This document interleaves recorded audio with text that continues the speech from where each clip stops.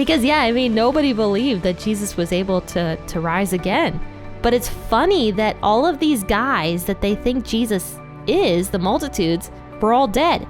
John the Baptist was dead by this point. Elijah was definitely dead. It was centuries after that. And same with the old prophets. They were hundreds of years before Jesus. And so, these guys are all dead. But Jesus is alive. And even after he's raised from the dead, people can't believe that he was alive. He was able to raise from the dead. It's funny.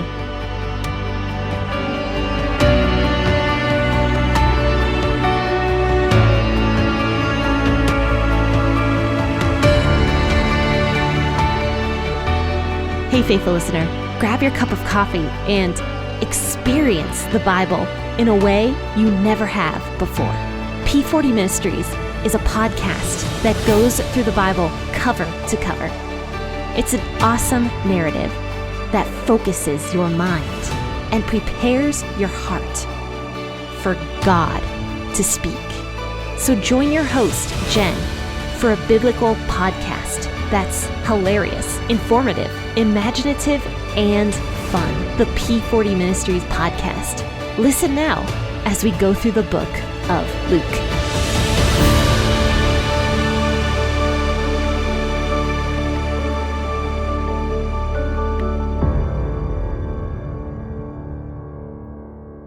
Who's ready to delve into the Bible this morning?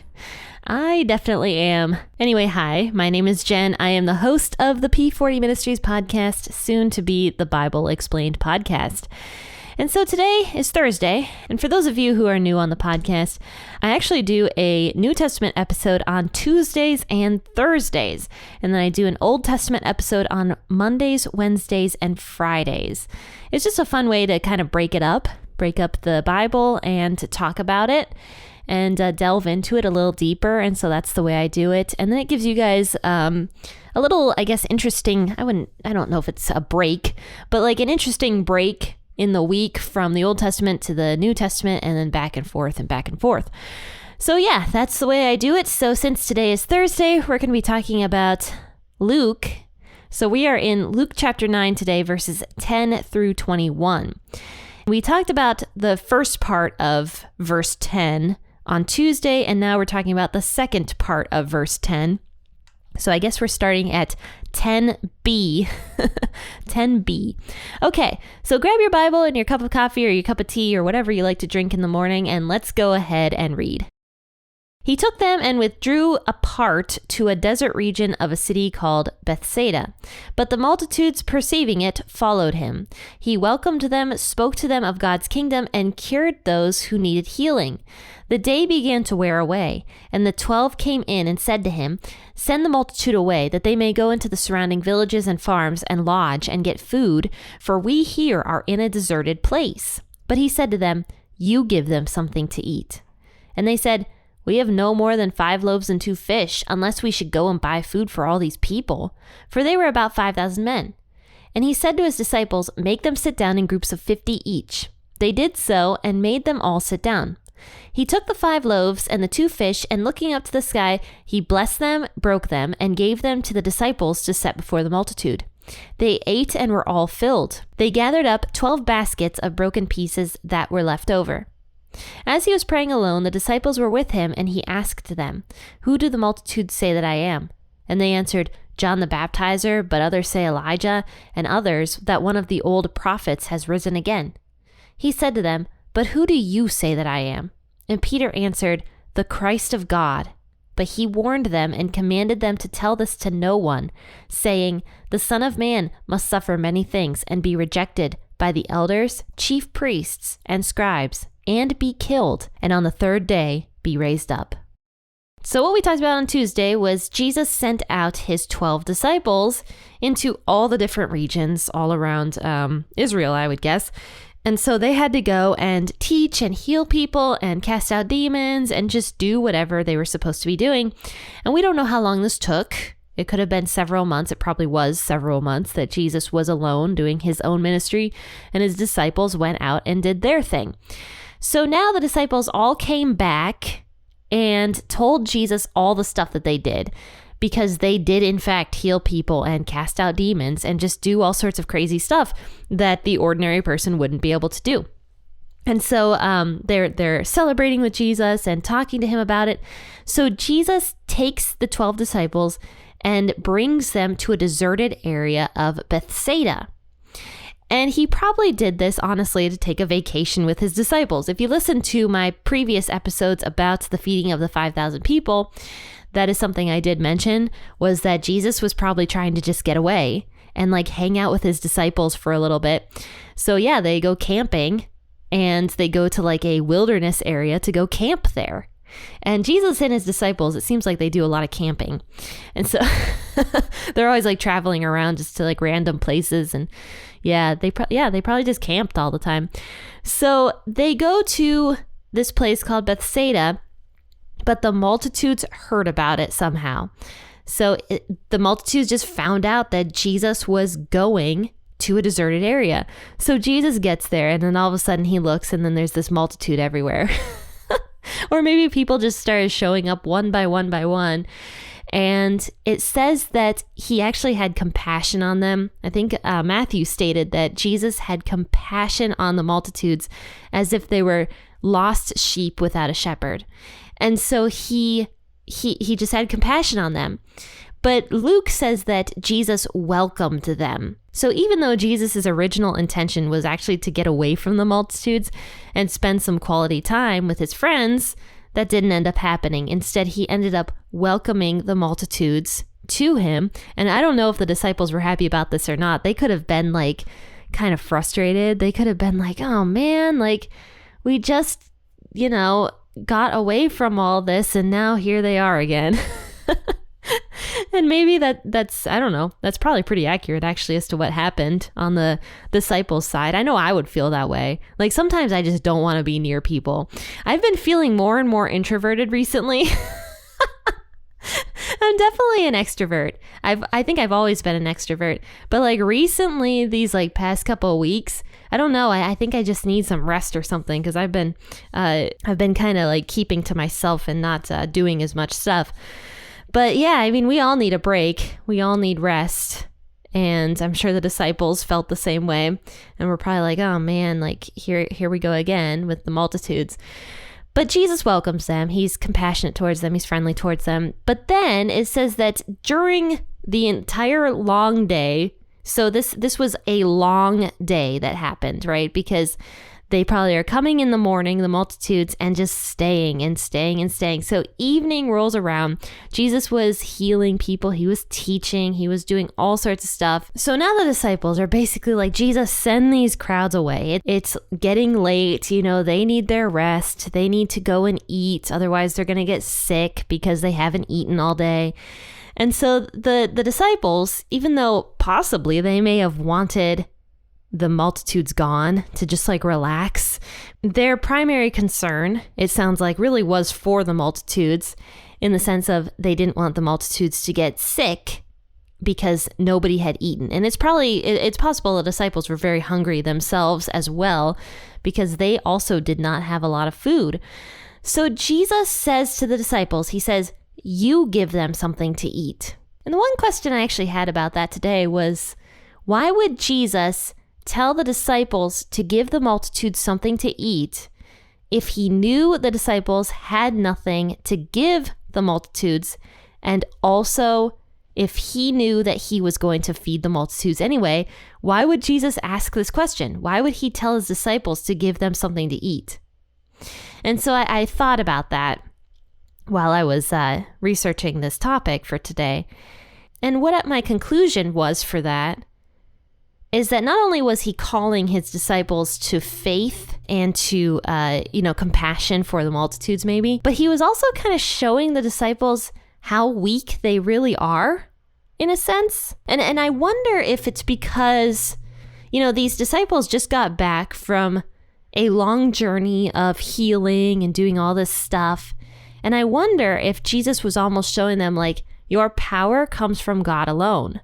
And making the disciples kind of think about that, because they this was an impossible miracle that Jesus was about to do. It was absolutely impossible. Who could think that somebody could, multiply one loaf of bread into 1,000,000 loaves of bread? Like, we don't think that somebody can do that.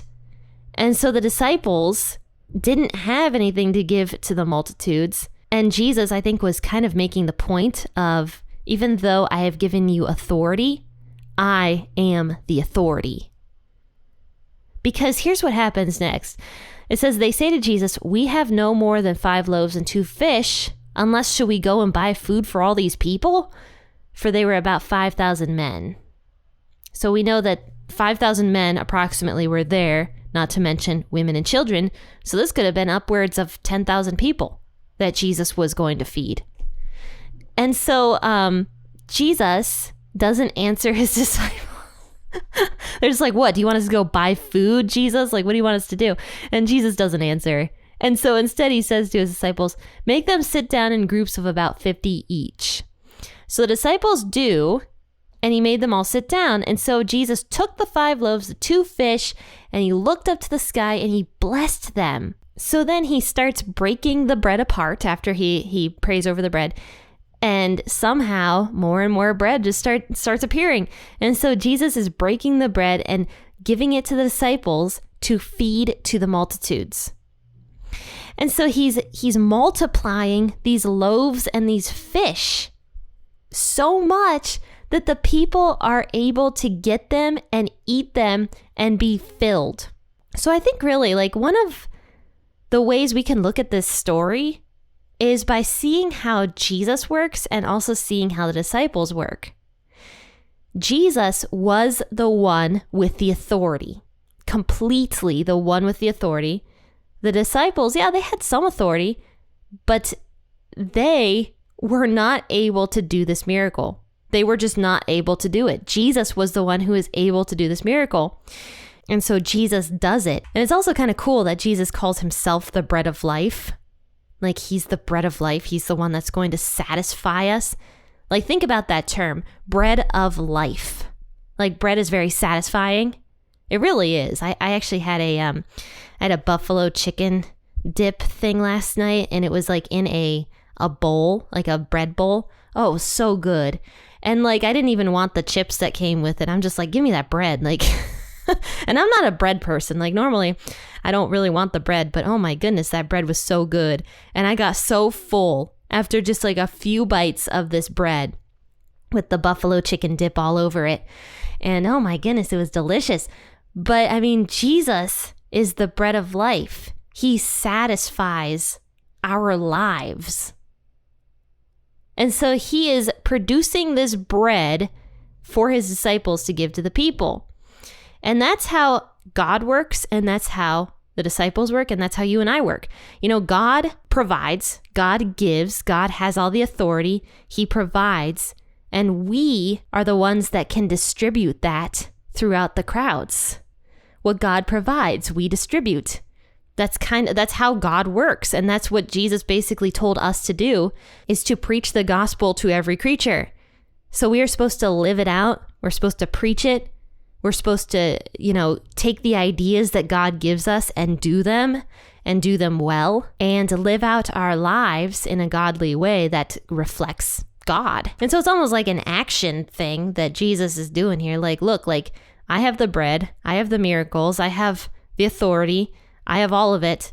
Now you disciples go distribute it to the people. And that's just so cool to me. Like, that's so cool because it just shows the difference between God and us, and how Jesus works and how we are supposed to work. Jesus provides and we distribute. Like, that's just the best way I can put it.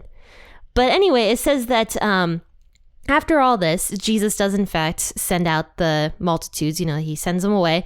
They're all filled with food and they're all happy and ready to go.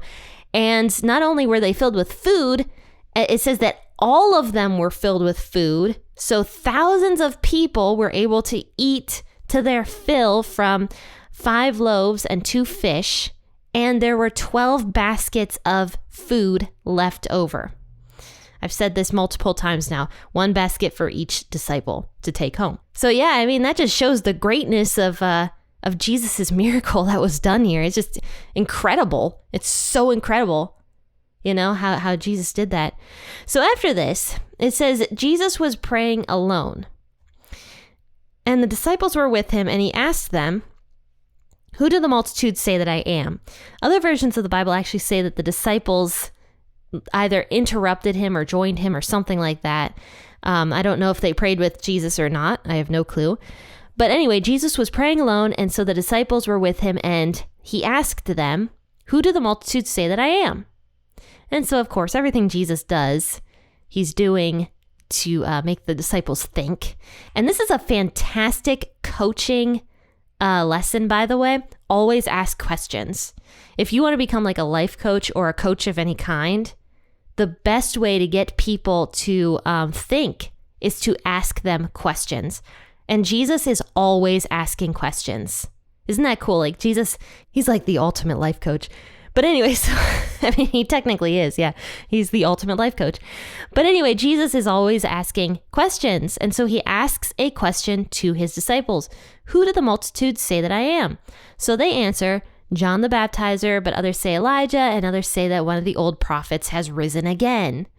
So they think Jesus is great. They think of him as somebody really fantastic, like John the Baptist that rose from the dead, or, you know, Elijah, which was one of the great prophets who we haven't talked about yet, or one of the other old prophets. They think that no matter what, Jesus was somebody who came back from the dead, which I find that really interesting. I find that really interesting that they could believe that Jesus was able to come back from the dead before he died, but then after he died, no way, Jesus can't come back from the dead. Because yeah, I mean, nobody believed that Jesus was able to rise again. But it's funny that all of these guys that they think Jesus is, the multitudes, were all dead. John the Baptist was dead by this point. Elijah was definitely dead. It was centuries after that. And same with the old prophets. I mean, they were hundreds of years before Jesus. And so, yeah, these guys are all dead, but Jesus is alive. And even after he's raised from the dead, people can't believe that he was alive. He was able to raise from the dead. It's funny. But anyway, so he says to them, "Who do you say that I am?" So another question. And Peter answers, "The Christ of God." So Peter specifically, and I think that's called out in every single gospel so far that we've seen this in, Peter specifically says, "You are the Christ of God." So Peter was starting to understand. He was starting to get it. I don't know if the other disciples were. Maybe some of them were. Maybe some weren't. But Peter specifically was starting to understand that Jesus was not just some man. He wasn't just some prophet. He wasn't just some great teacher. He was God's son. He was God in human flesh. And so Peter was starting to understand that. And so that's how he answers Jesus. "You are the Christ of God. You are the Messiah." And so Jesus warns the disciples and actually commands them to tell this to no one. And I think there's other versions that mention that Jesus tells the disciples not to tell anybody about this yet until after everything happens, because the Son of Man must suffer many things. This is verse 22, "and be rejected by the elders, chief priests, scribes, and be killed, and the third day be raised up." So actually, it makes a lot of sense that Jesus did not want his disciples to spread around that he was the Messiah yet until after he was raised from the dead. Because can you imagine if people started believing that Jesus was the Messiah before all of this happened, their faith would be gone like that. You know, like, I mean, because think about how the people thought the Messiah was going to be. Think about what they thought. They thought the Messiah was going to be this like great king who came in on his white horse, overthrew all these government powers, and made Jerusalem a lasting jewel forever. Like that's truly what they believed. That's what they thought. And I believe actually a lot of them still think that. And I mean, imagine if, you know, the disciples were going around saying, Jesus is God's son. He's the Messiah.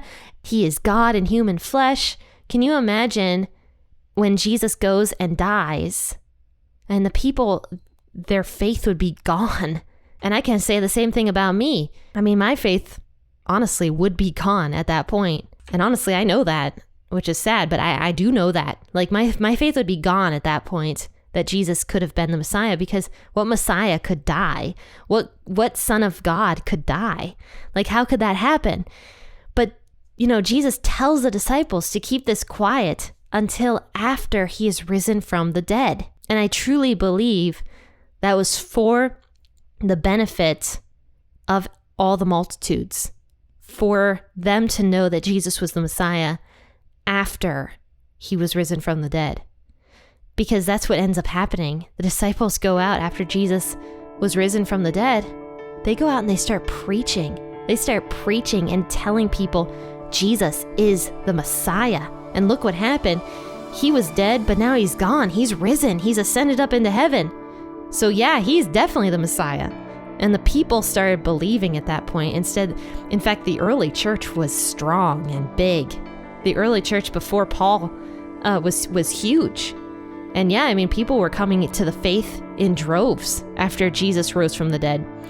So yeah, that's why I believe personally why Jesus kind of kept it a little hush-hush that he was the Messiah until after he was risen from the dead. And that's when he told his disciples to go out and to preach the gospel to every creature. Well, today we talked about Luke chapter 9, and we talked about the feeding of the 5,000. And we also talked about Jesus being the Messiah and why he kept that on the DL until after he was risen from the dead. So guys, join in tomorrow for an episode out of Leviticus, because we are really, really close to finishing out Leviticus. In fact, I think the last Friday of May is going to be our last episode out of Leviticus. We're going to be done with Leviticus and moving into the book of Numbers. And I'm going to have a special t-shirt for everybody in the t-shirt shop to celebrate moving into the season 4 of the P40 Ministries podcast, celebrate going through the entire book of Leviticus, and also celebrate the name change. So that's going to be available next week in the t-shirt shop. And when that is available, I'll let you guys know, and I'll drop a link, of course, like I always do. All right, friends and faithful listeners, well, thanks for tuning into this episode, and I hope you have a fantastic rest of your week. Happy listening, and God bless.